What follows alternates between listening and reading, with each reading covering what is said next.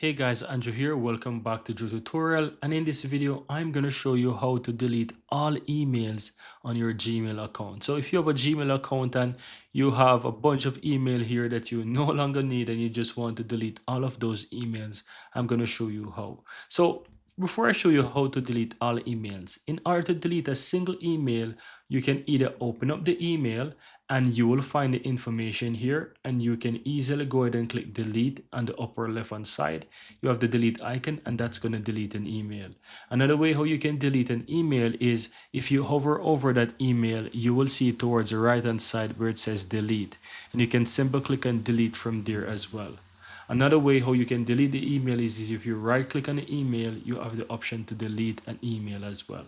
Or if you want to delete all email at once, just simply look towards the upper left hand side of your emails and you'll find a checkbox that says select.